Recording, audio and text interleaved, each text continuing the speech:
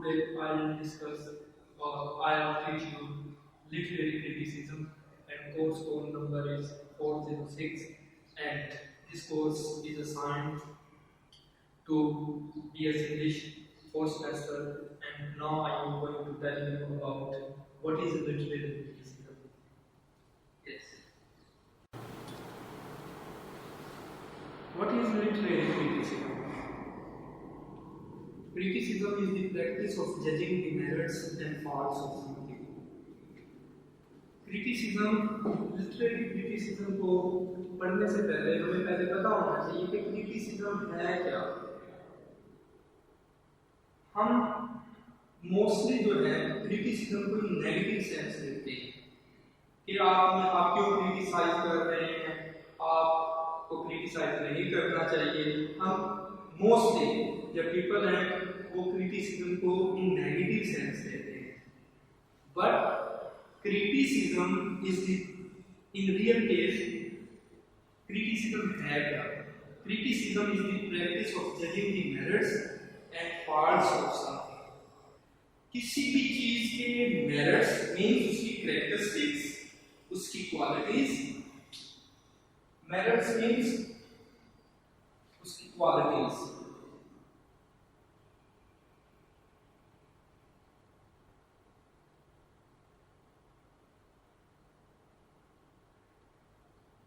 characteristics and faults shortcomings कह सकते हैं, खामियां। यानी कि क्रिटिसिज्म किसी भी चीज की क्वालिटीज, खुसूसियात को और उसकी शॉर्टकमिंग्स मींस खामियों को जज करने के लिए इस्तेमाल किया जाता है या उसको यूज करते हैं। तो ये टर्म जो है क्रिटिसिज्म की या क्रिटिसाइज की, हम किसी भी चीज की क्वालिटी और उसकी शॉर्टकमिंग्स को डिफाइन करने के लिए इस्तेमाल करते हैं और इसी को क्रिटिसिज्म कहा जाता है। यस। उसके बाद क्रिटिक किसे कहते हैं, पहले तो हमें ये पता होना चाहिए। डेफिनेटली जो बंदा क्रिटिसाइज कर रहा होता है उसी को हम क्रिटिक कहते हैं। फॉर एग्जाम्पल हॉकी का मैच हो रहा है पाकिस्तान और इंडिया, अगर पाकिस्तान की टीम अच्छी खेल रही है तो हम कहेंगे पाकिस्तान की टीम बहुत अच्छी खेल रही है, इसी बात को क्रिटिसिज्म। अगर अच्छी नहीं खेल रही तो हम कहेंगे यार अच्छी नहीं खेल रही है, इसी बात को क्रिटिसिज्म। और जो ये बात कर रहा है बंदा वो कहेंगे, यानी कि क्रिटिसिज्म करने वाला बंदा जो क्रिटिसिज्म कर रहा है किसी भी चीज के मेरिट्स और डिमेरिट्स या किसी भी चीज की मेरिट्स और उसकी शॉर्टकमिंग्स को डिफाइन करने वाला इंसान को या बंदे को हम क्रिटिक कहते हैं। Okay, next, criticism is an evaluative or practical exercise that can occur in any area of human life. Yes. Criticism है क्या? क्रिटिसिज्म इवैल्यूएशन का मतलब क्या होता है? किसी भी चीज का पैदा होना। क्रिटिसिज्म एक इवैल्यूएशन है, इर्तिका है, किसी भी चीज के पैदा होने की बात कर रहा है। Evaluation, criticism is an evaluative or practical exercise that can occur in any area of human life. Means criticism इंसान की जो जिंदगी है उसके किसी भी हिस्से में हो सकता है। Okay, for example in childhood, in young age, in teenage, in young age, in old age. Yes, तो criticism is an evaluative or practical exercise that can occur in any area of human life.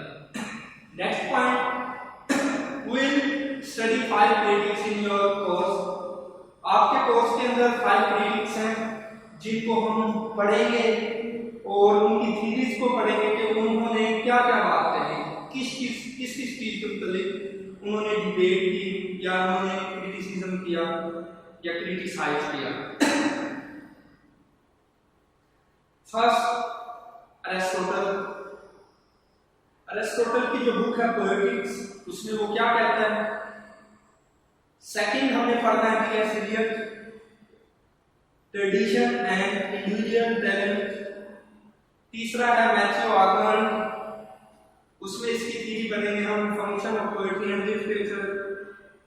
Fourth है जी Raymond William, इसकी modern tragedy के बारे में क्या concept है वो पढ़ेंगे।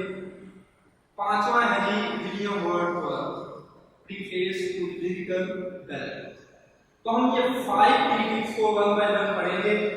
तो today we are going to discuss about Aristotle. So what is the saying of Aristotle about criticism? Yes. पहले हम अरिस्टोटल का इंट्रो पढ़ते हैं। अरिस्टोटल अरस्तु को कहते हैं। ये ग्रीक मींस यूनानी क्रिटिक था। Yes. Aristotle was born in 384 BC.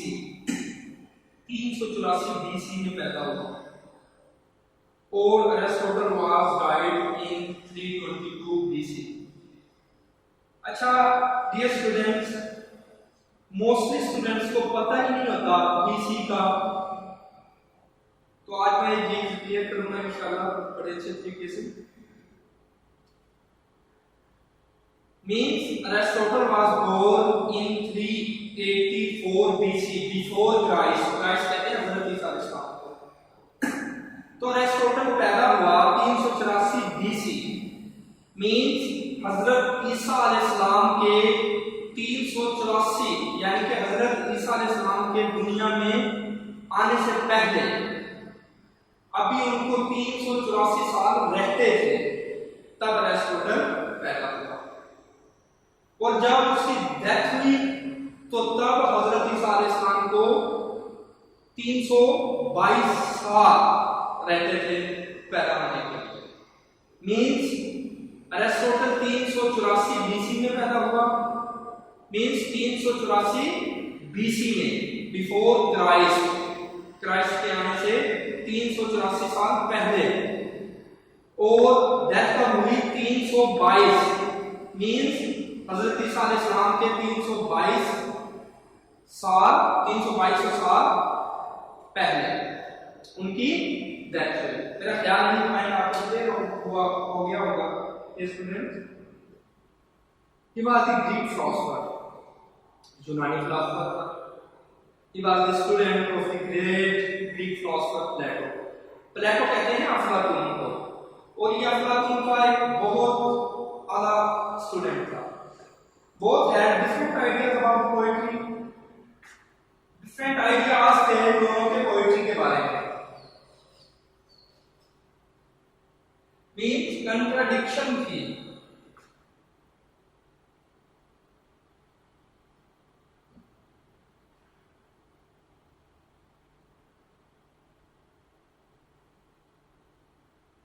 तज़ाद था किनमें? पोएट्री के आइडियाज में। दोनों ही उस्ताद और शागिर्द दोनों ही पोएट्री को डिफरेंट एंगल से देखते थे। तो हम उनकी बहस को पढ़ते हैं। Both have different ideas about poetry and he got reputation as a critic. Critic के तौर पर उसने बहुत ज्यादा रेपो कमाई, मींस शोहरत हासिल की। अरिस्टोटल के बारे में पढ़ रहे हैं। His philosophy, Aristotle means Aristo। His philosophy included almost all sciences। अच्छा, एक चीज मैं बताना चाहता हूँ आप लोगों को कि अरिस्टोटल ने मोस्टली सारी फील्ड्स के अंदर काम किया। उसने अपनी फिलॉसफी जो है साइंस के अंदर, ह्यूमैनिटीज मींस आर्ट्स के जो सब्जेक्ट्स हैं उनके अंदर भी इसने अपनी फिलॉसफी को इंट्रोड्यूस करवाया। So his philosophy included almost all sciences and humanities such as logic। Logic के बारे में बात करता है। लॉजिक में फिलॉसफी होती है, मंतक जिसे कहते हैं, अक्ल, दानाई, उसके बारे में बात की इसने। मैथमेटिक्स के बारे में बात की, फिजिक्स के बारे में बात करता है ये। बायोलॉजी में भी इसने पार्टिसिपेट किया। साइकोलॉजी में पार्टिसिपेट किया, मेटाफिजिक्स में भी इसने पार्टिसिपेट किया, लिंग्विस्टिक्स लैंग्वेज इसके अंदर भी पार्टिसिपेट किया इसने, एथिक्स के बारे में भी ये इसकी अपनी इसने चीजों को डिफाइन किया है, पॉलिटिक्स और सियासत के बारे में भी इसने अपनी फिलॉसफी को इंट्रोड्यूस करवाया। मींस अरिस्टोटल ने जिंदगी के हर शोबा के अंदर जो है अपनी फिलॉसफी जो है वो इंट्रोड्यूस करवाई। यस, अब हम पढ़ते हैं कि इसने अपनी बुक पॉलिटिक्स के अंदर क्या चीज डिफाइन की। अब इसके आइडियाज को हम डिस्कस करते हैं। In his book politics is the book of Aristotle, means Aristotle. In his book Politics, Aristotle rejects the theory of Plato about poetry. देखिए मैंने कहा था कि दोनों का कंट्राडिक्शन है, तजाद है। इसके बारे में पोएट्री के बारे में, they have different ideas about poetry. अब Aristotle rejects the theory of Plato about poetry.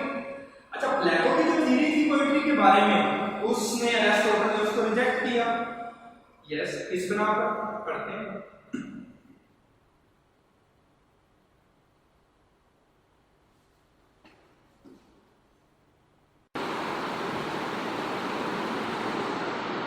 In his book Poetics, Aristotle rejects the theory of Plato about poetry.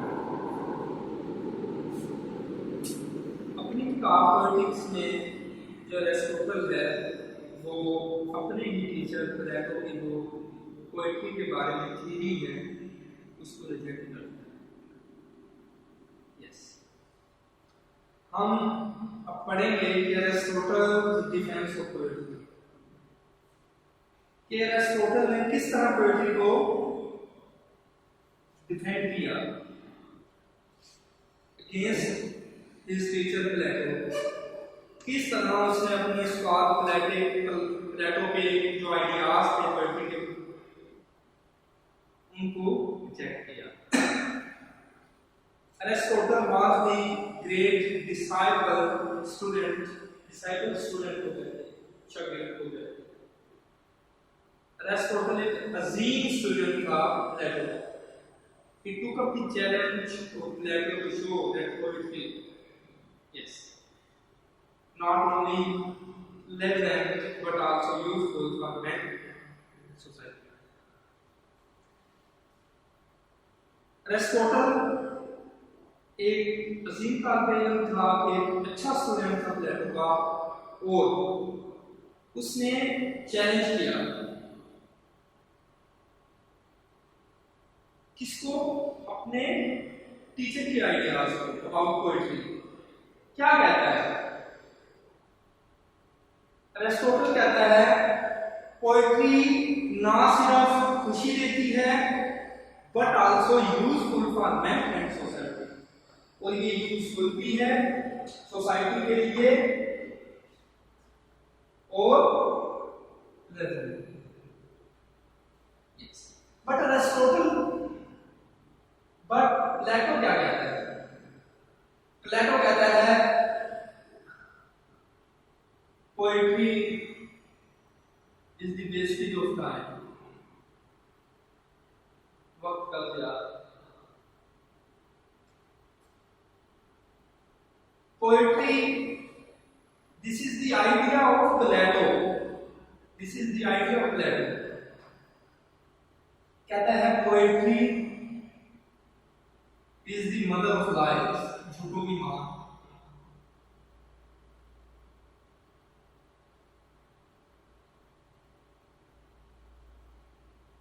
ये प्लेटो है। यस, बट एरिस्टोटल क्या कहता है? एरिस्टोटल कहता है कि जो पोएट्री है ना, ये ना सिर्फ प्लेजेंट है बल्कि यूजफुल है। इसके लिए फॉर मैन एंड सोसाइटी, माशरे के लिए और इंसान के लिए। यस, एरिस्टोटल क्या कहता है? एरिस्टोटल कहता है पोएट्री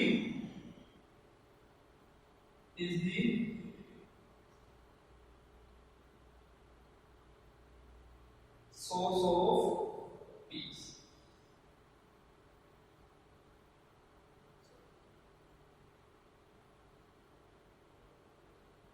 तो ये कंट्राडिक्शन है पोएट्री के मुताबिक प्लेटो की और एरिस्टोटल की, अपने अपने आइडियाज हैं। यस, अब हम इनको दोनों को पढ़ेंगे कि प्लेटो क्या कहता है पोएट्री के बारे में।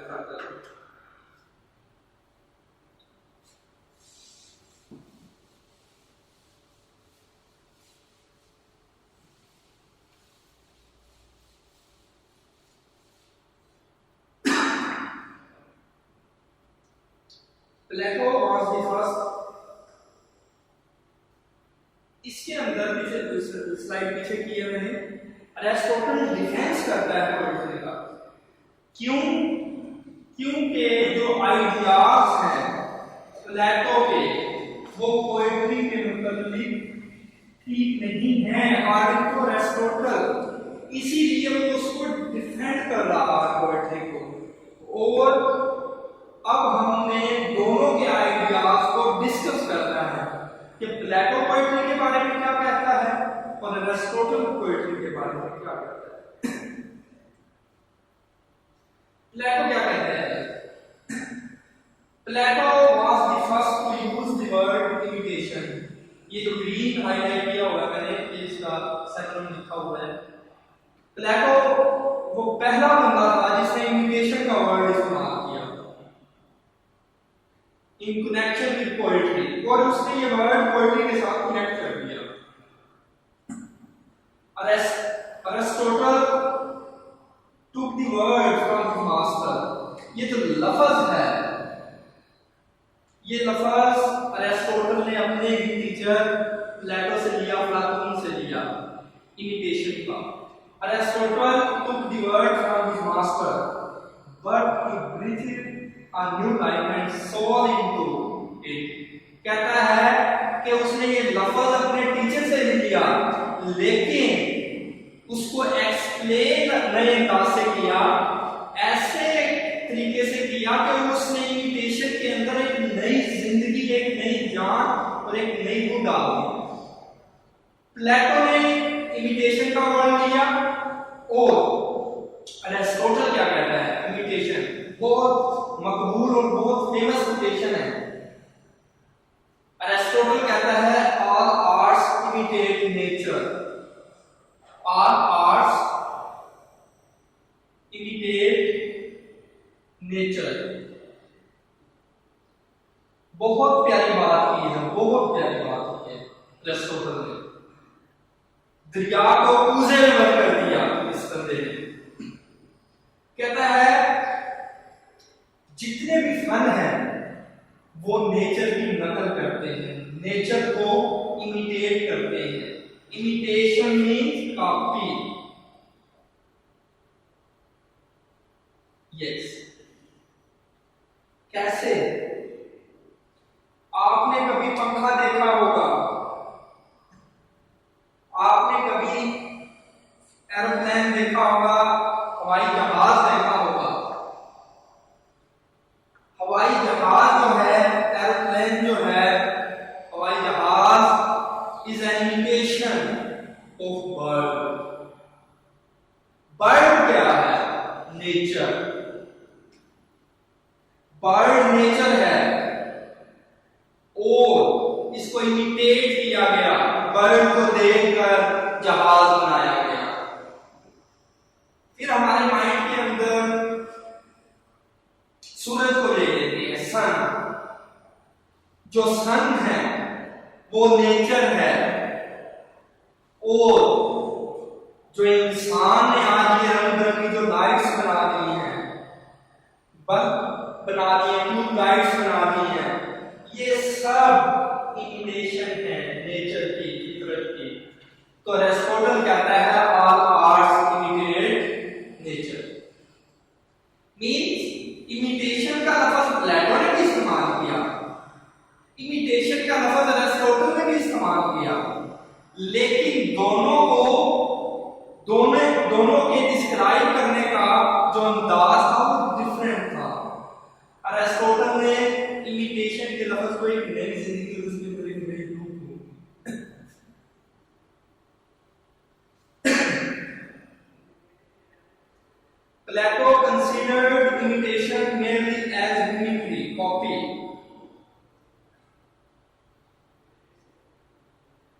प्लेटो ने क्या किया?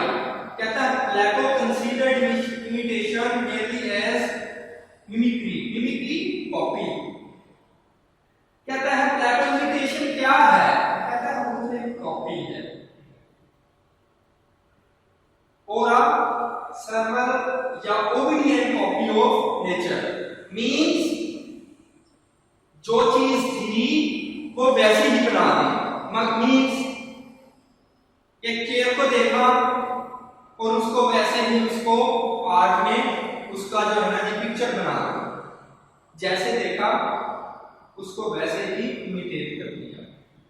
मीन्स ये प्लेटो कहता है। बट अरिस्टोटल क्या कहता है? But Aristotle interpreted it as a creative process. कहता है कमाल कर दी इस बंदे ने। अरिस्टोटल वजाहत करता है कि it as a creative process. Creative process imitation means उसके अंदर चीजें एग्जैजरेट की जाती हैं, मींस उनको नया रंग दिया जाता है, नई शक्ल दी जाती है, क्रिएटिविटी पैदा की जाती है। किसके अंदर? किसके अंदर? नेचर के। उसके अंदर नई जान और नई रूप दी जाती है। यस, बहुत प्यारी बात है इसमें। मींस के जो प्लेटो है वो क्या कहता है कि कोई भी चीज जैसी है उसको वैसे ही इमिटेट कर देना, this is called imitation. But Aristotle कहता है नहीं, उसके अंदर कोई नई चीज डाल देना। यस, उसके अंदर उसके अंदर एक नई चीज क्रिएट कर देना। Yes, this is called imitation. He says that poet, while imitating reality, transform it into something new and much higher. बहुत प्यारी बात की बन सके अरिस्टोटल कहता है he says that poet, while imitating reality, कहता है जब पोएट रियलिटी को इमिटेट करते हैं, जब पोएट रियलिटी को इमिटेट करते हैं, transform it into something new. जब पोएट रियलिटी को इमिटेट करते हैं तो वो जो रियलिटी है वो किसी नई चीज में बदल जाती है। एंड मच हायर, और वो एक बुलंदी तक पहुंच जाती है। मींस उसकी कैरेक्टरिस्टिक्स या उसकी क्वालिटीज जो है वो हायर हो जाती है। So he brought the emotions within the range of imitation. कहता है so बस he brought the emotions, क्या किया उसने? वो इमोशंस को लाया इसके अंदर within the range of imitation। कहता है जब आप कोई इमिटेशन कर रहा हो ना तो किसी भी चीज की, कहता है उसके अंदर इमोशंस, उसके अंदर फीलिंग्स होती है। कैसे? फॉर एग्जाम्पल मैं हूं, जैसा हूं वैसे बना देना, ये क्या कहता है? ये क्या कहता है? हाँ, मेरे फेस को, मेरी इनर फीलिंग को, मेरे इमोशन को एक्सप्रेस करना, इमिटेट करना, कहता है ये क्या? ये प्लेटो कहता है, ये अरिस्टोटल कहता है दिस इज इमिटेशन। जिस चीज के अंदर इमोशंस हो, जिसके अंदर फीलिंग्स हो, कहता है दिस इज कॉल्ड पोएट्री। लेकिन प्लेटो कहता है कि there is no place of emotions and morality and intellectuality and so on। कहता है ये चीजें तो होती नहीं पोएट्री के अंदर, वो फिलॉसफी की और हिस्ट्री की बात करता है। लेकिन ये क्या करता है? अरिस्टोटल कहता है इमिटेशन वो होती है जिसके अंदर इमोशंस और फीलिंग्स को भी इसका होती है। यस, नेक्स्ट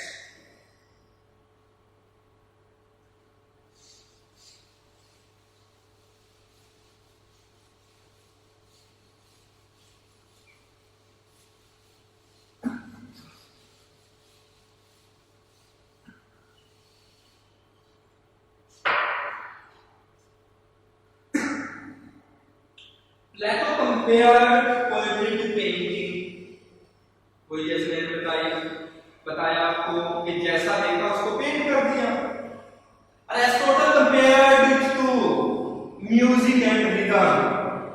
पोएट्री को किसके साथ कंपेयर करता है? हमने असाइनमेंट कौन सी पढ़ रहे हैं हम? Aristotle defence of poetry. Defence कर रहा है, वो डिफेंड कर रहा है पोएट्री को अरिस्टोटल प्लेटो के मुकाबले में। वो कहता है पेंटिंग है, पोएट्री पेंटिंग है, किसी भी चीज को पेंट कर देना। लेकिन ये क्या कहता है Aristotle? Compare it to music and rhythm. Music क्या है? म्यूजिक क्या है? रिदम क्या है? डेफिनेटली जो म्यूजिक है वो चेंज होता है, रिदम चेंज होता है, ठीक है? और वो कैसे चेंज होता है? According to feelings, according to emotions. आपने म्यूजिक सुना होगा, हर सॉन्ग के अंदर म्यूजिक और रिदम डिफरेंट होता है, according to emotions, according to feelings. Yes, next है according to Plato poetry imitates on the surface appearance like a painter। कहता है प्लेटो कहता है पोएट्री तो सिर्फ किसी भी ऊपर वाली सतह को पेंट कर देना, भाई जैसी है वैसी पेंट कर देना। कहता है दिस इज कॉल्ड पोएट्री, प्लेटो। लेकिन अरिस्टोटल क्या कहते हैं? दोबारा पढ़ते हैं। According to Plato, poetry imitates on the surface appearance like a painter। जैसे पेंटर जो है एक अपरेंट कंडीशन को, अपरेंट जो चीज है जैसी है उसको पेंट कर देना। सरफेस चीज को जैसी है उसको वैसे ही पेंट कर देना, कहता है ये पोएट्री है। लेकिन ये क्या कहता है? कहता है Aristotle, according to Aristotle, poetry imitates not only the external, Aristotle कहता है जो पोएट्री है ये ना सिर्फ एक्सटर्नल मींस बाहर वाली चीज को कॉपी करती है, बल्कि बट आल्सो, लेकिन प्लेटो क्या कहता है? प्लेटो कहता है सिर्फ पोएट्री इमिटेशन है सरफेस, सिर्फ सतही चीजों की कॉपी करना जैसे कि पेंटर करता है। लेकिन अरिस्टोटल, मेरा ख्याल आपको बेटा समझ आ गई होगी। अकॉर्डिंग टू अरिस्टोटल, अरिस्टोटल क्या कहता है? अरिस्टोटल कहता है poetry imitates not only the external, poetry ना सिर्फ बैरूनी बट आल्सो इंटरनल इमोशंस, बल्कि जो आपके अंदर इमोशन है उनको भी इमिटेट करती है। एंड एक्सपीरियंसेस लाइक म्यूजिशियन, जैसे कि एक म्यूजिशियन है। Yes, next in Plato's view, यानी कि हम दोनों के आइडियाज पढ़ रहे हैं पोएट्री के बारे में। मैं बार बार आपको ये चीज बता रहा हूँ कि किस तरह अरिस्टोटल डिफेंस कर रहा है पोएट्री के बारे में और प्लेटो के क्या आइडियाज हैं या पॉइंट ऑफ व्यूज हैं उसके पोएट्री के बारे में। In Plato's view poetry presents a copy of nature as it is. वही बात वंस अगेन, फिर दोबारा को कहता है कि poetry presents a copy of nature as it is, means कि नेचर की कॉपी करना जैसी वो है, उसमें कोई मुबालगा नहीं, कोई एग्जैजरेशन है, ठीक है? जैसी है वैसे ही उसको डिफाइन कर देना, ये प्लेटो ने कहा। पीछे भी हमने यही पढ़ा। अरिस्टोटल क्या कहता है? According to Aristotle poetry may imitate man as they are. बहुत कड़ी बात की कहता है, यहां पर वो इसकी बात कर रहा है, प्लेटो के मुताबिक बात कर रहा है। कहता है पोएट्री जैसा बंदा है वैसे ही उसको इमिटेट किया जा सकता है, जिस तरह इसने कहा। लेकिन कहता है it may also imitate them either better और वर्स। हाँ, जैसा है वैसे भी कर सकता है, लेकिन वो क्या है? It may also imitate, poetry को इमिटेट किया जा सकता है। कैसे? देम आइदर बेटर और वर्स। इसको अच्छे तरीके से भी इमिटेट किया जा सकता है और बुरे तरीके से भी। It is up to poet, ये पोएट पे डिपेंड करता है। यानी कि पोएट्री जो है वो क्या है, अकॉर्डिंग टू एरिस्टोटल, पोएट्री की इमिटेशन कोई बंदा जैसे है वैसे ही उसको डिफाइन किया जा सकता है, और उसको अच्छे और बुरे अंदाज से भी उसको डिफाइन किया जा सकता है। Yes, thus Plato and Aristotle differ widely in their views on poetic truth. Yes, कहता है कि जो अरिस्टोटल और प्लेटो के जो व्यूज हैं पोएट्री के मतलब डिफरेंट, टोटली डिफरेंट है। यस, प्लेटो condemned, denounce means reject करना पोएट्री, या हम ये कह सकते हैं कि प्लेटो डिनाउंस करता है, रिजेक्ट करता है, इनकार करता है, मुजम्मत करता है किस चीज की, poetry on moral, intellectual and emotional grounds. यानी कि there is no morality, there is no intellectuality, there is no emotions in poetry according to Plato. But Aristotle क्या कहते हैं, यानी कि हम एक पॉइंट अरिस्टोटल का पढ़ रहे हैं, एक प्लेटो का पढ़ रहे हैं पोएट्री के बारे में। अरिस्टोटल क्या कहता है, Aristotle takes up the objections of Plato one by one, एक एक कर जवाब देता है, कहता है एंड जस्टिफाइज, और उसको जस्टिफाइज करता है poetry morally, emotionally and intellectually. कहता है पोएट्री के अंदर इमोशंस भी होते हैं, पोएट्री के अंदर मोरालिटी भी होती है, पोएट्री के अंदर इंटेलेक्चुअलिटी भी होती है, लेकिन प्लेटो कहता है these are not necessary, जरूरी नहीं है। और जनाबे वाला पोएट्री के अंदर मोरालिटी नहीं होगी तो क्या पोएट्री होगी, पोएट्री के अंदर इमोशंस नहीं होंगे तो क्या पोएट्री होगी, पोएट्री के अंदर इंटेलेक्चुअलिटी नहीं होगी तो क्या पोएट्री होगी। Yes, this is the saying of Aristotle. मेरा ख्याल है स्टूडेंट्स समझ आ रही होगी आपको, बहुत ही प्यारा टॉपिक है, बहुत प्यारा टॉपिक है।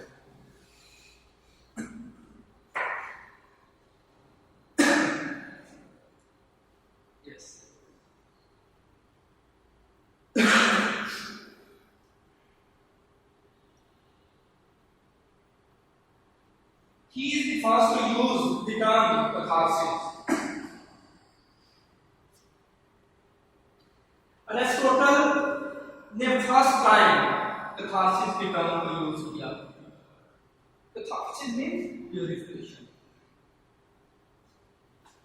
Yes, in connection with tragedy. और इसने इस टर्म को ट्रेजेडी के साथ, यानी कि ट्रेजेडी के अंदर किस चीज का होना, कैथारसिस का होना। ट्रेजेडी क्या है, ट्रेजेडी क्या है, ट्रेजेडी है कि किसी अच्छे बंदे के साथ बुरा हो जाना। एक अच्छा कैरेक्टर है और वो अपनी error of judgement, shortcomings, arrogance की वजह से वो डाउनफॉल का शिकार हो जाए, जैसे एडिपस रेक्स। यस, यानी कि एक अच्छे किरदार का डाउनफॉल हो जाना उसकी शॉर्टकमिंग्स की वजह से, उसकी खामियों की वजह से, या उसकी एरर ऑफ जजमेंट की वजह से, या उसकी एरोगेंसी की वजह से, या मिस एडमिनिस्ट्रेशन की वजह से। यस, तो he is the first to use the term catharsis. Catharsis means purification, pure होना, अंदर से धुलना, in connection with tragedy, and this part of the poetics is highly original and moving। कहता है उसने ये जो कैथारसिस वाली टर्म इस्तेमाल की है ट्रेजेडी के अंदर, कहता है ये हाईली है, कमाल है, ओरिजिनल है पोएटिक्स के अंदर। यस, इस पॉइंट्स को हम मजीद डिटेल से मैं डिस्कस करता हूं कि कैथारसिस है क्या, प्यूरिफिकेशन है क्या। मींस जब ऑडियंस बैठे हों, या हम अपनी सोसाइटी की एग्जांपल ले लेते हैं कि हमारे माशरे में जब एक अच्छा किरदार, एक अच्छा इंसान और उसके साथ बुरा हो जाए, उसके साथ बुरा हो जाए, हमें दुख होता है कि नहीं, पिटी एंड फियर, खौफ भी होता है कि ये कभी हमारे साथ ना हो जाए, डर भी लगता है। तो इसी को हम क्या कहते हैं, इसी को हम कहते हैं कैथारसिस, कि हमें एक जब अच्छा करैक्टर डाउनफॉल की तरफ जाए, उसके ऊपर हमें पीटी, उसके ऊपर तरस आए, रहम आए, और उसके अंदर हम अपने आप को रिफ्लेक्ट करें कि अपना अक्स देखें कि ये काम हमारे साथ भी हो सकता है। तो यही है कैथारसिस। यस, मेरा ख्याल है डियर स्टूडेंट्स अब आपको इसकी समझ आ गई होगी। हम नेक्स्ट चलते हैं। There is no corresponding match theory in Plato. कहता है लेकिन प्लेटो की थ्योरी में इस तरह की कोई चीज नहीं जो कि अरिस्टोटल ने डिफाइन की। प्लेटो टुक अप दी सेप्टर, इसको हम सेप्टर भी पढ़ सकते हैं और सेप्टर भी पढ़ सकते हैं, इसको हम पावर और पोजीशन ले सकते हैं।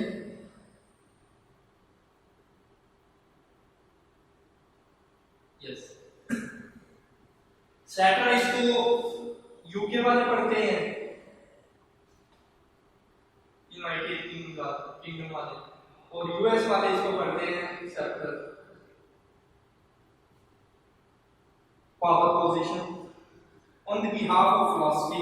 मींस प्लेटो किसको प्रेफरेंस कर दे रहा है, फिलॉसफी को। पोएट्री को से भागता है, पोएट्री को प्रेफरेंस नहीं देता, फिलॉसफी को प्रेफरेंस देता है on behalf of philosophy, and his purpose was to show that philosophy is superior to poetry।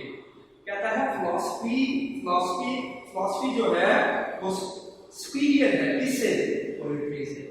जबकि पोएट्री के बारे में अरिस्टोटल के जो पॉइंट ऑफ व्यू हैं वो आपने सुन लिए होंगे, वो मैं बता चुका हूँ, वो उसके पॉजिटिव पॉइंट ऑफ व्यू हैं अरिस्टोटल के।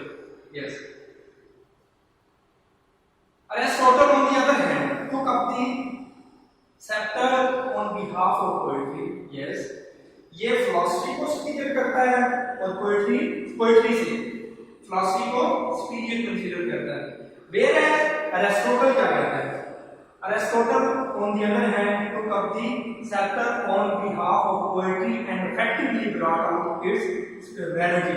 means वो क्या कहता है, कहता है poetry इफेक्टिव है और पोएट्री की superior है rather than philosophy and history। yes, according to Aristotle poetry is to be preferred to both history and philosophy। yes,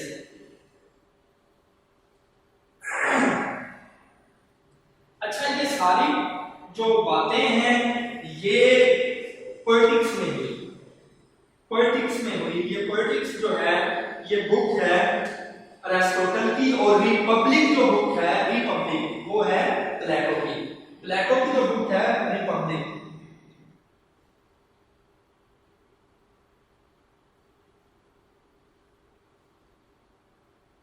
Republic के अंदर उसने इस चीज को डिफाइन किया और preference the history and philosophy को।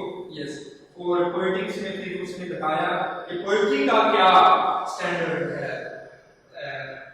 yes, so according to Aristotle poetry is to be preferred to both history and philosophy।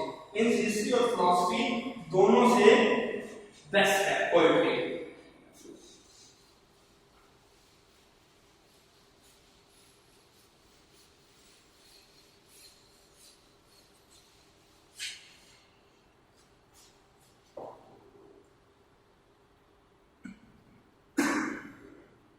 yes, next, Plato regarded the emotions as undesirable।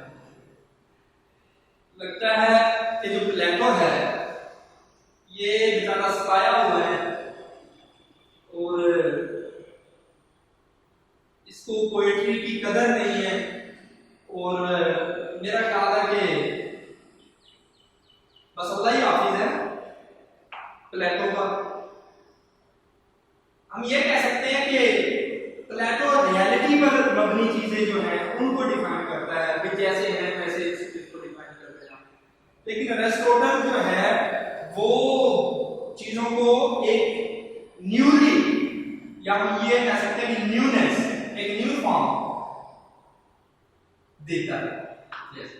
Plato regarded the emotions as undesirable, कहता है कि emotion undesirable है, नाबी नहीं होने चाहिए। सो ही advocated there repressions, कहता है उनको दबा देना चाहिए, तो एडवोकेट करता है कि emotion should be not, emotions नहीं होने चाहिए, यस, और उनको रिप्रेस कर देना चाहिए। According to Aristotle, emotions may be controlled, कहता है इमोशंस को कंट्रोल किया जा सकता है, बड़ी गहरी बात कर रहा है, एंड गाइडेड, और उनकी रहनुमाई की जा सकती है, but they must not be suppressed, कहता है इमोशंस को दबाया नहीं जा सकता, ये कहता है इमोशंस को दबा देना चाहिए, लेकिन ये कहता है इमोशंस होने चाहिए, उनको कंट्रोल कर देना चाहिए और उनकी रहनुमाई कर देनी चाहिए, लेकिन उनको सप्रेस नहीं करना चाहिए।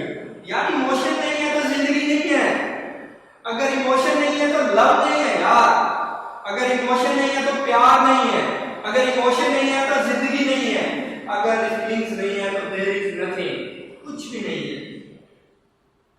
From whatever angle we consider Plato and Aristotle, कहता है किसी भी एंगल से हम प्लेटो और एरिस्टोटल को देखते हैं, मास्टर एंड पीपल में student, they stand poles apart, कहता है किसी भी एंगल से देख लें, दोनों मुख्तलिफ पोल्स पर खड़े हैं, मुख्तलिफ जगह पर खड़े हैं, मुख्तलिफ एंगल्स पर खड़े हैं।